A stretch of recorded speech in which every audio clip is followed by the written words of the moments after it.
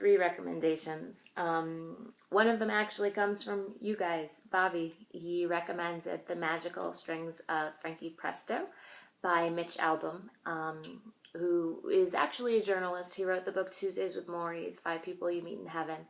And this book, Frankie Presto, was actually a work of fiction. And it was really clean, sweet.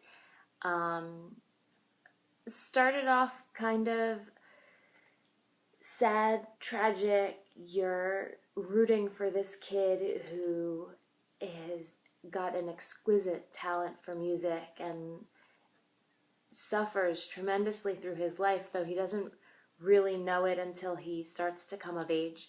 And through his music, he travels, or rather he travels through his music across the world. And what was particularly enjoyable, if you're a music aficionado and you enjoy the history of music, was seeing everyone that he interacts with on the way, like Django Reinhardt or Elvis Presley, or how he later runs into like Lyle Lovett. You know, it was super fun. So as an activity even, I would recommend, and obviously if you have money to do this, taking all of the spots that he traveled to with his music and going to visit them and absorbing the history that comes with that place. And it was really adorable. I pushed it off to my mom and she also loved it. So thank you, Bobby, for that recommendation. Along with that was this book, Boys in the Boat, by Daniel James Brown, which was nonfiction about another exceptional young man named Joe Rance, who was part of the United States Olympic rowing team, who in 1936 they went to the Berlin Olympics where Hitler was in power. And he also, like Frankie, had terrible obstacles and adversity to overcome as he was growing up, abandonment, and it was sad to think that this actually happened. Like, at least Frankie Presto, it was fiction, so not a big deal, but this happened to him and to others, I'm sure, especially during the Depression, which was a tragic time for Americans. And the perseverance and the fortitude and the morality that Joe Rance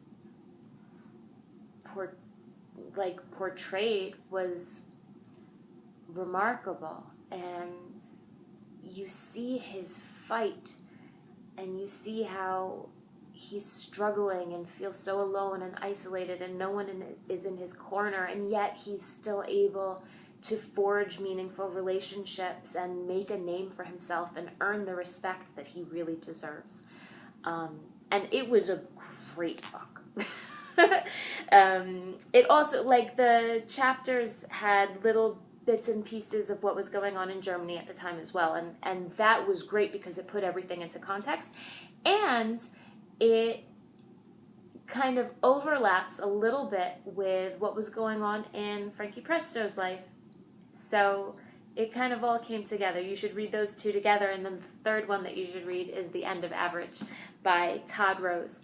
And this is also about a young man, Tom Rhodes, who, when he was younger, he was misunderstood, and he was one of the bad kids, and he was not successful in the framework that was provided to him.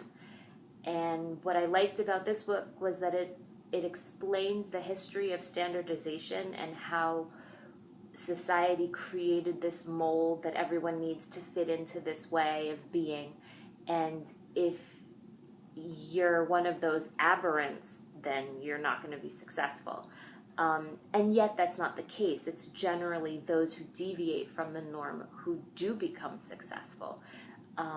And so I enjoyed reading this book, especially in the context of Joe Rance and Frankie Presto, because you see how these kids who were not fitting into the box came out on top. And that's what I like to see, that just because you don't have these exact qualities that we're looking for doesn't mean that you can't be worthwhile and that you can't be rewarded for the things that you are actually quite capable of producing that maybe no one else is.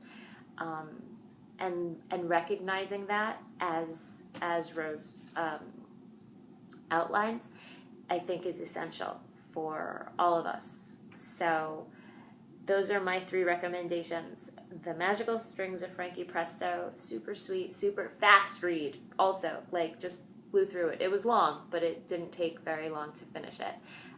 Boys in the Boat, awesome, and End of Average. So let me know what you think, and send me recommendations because I actually do read them. Have a good one.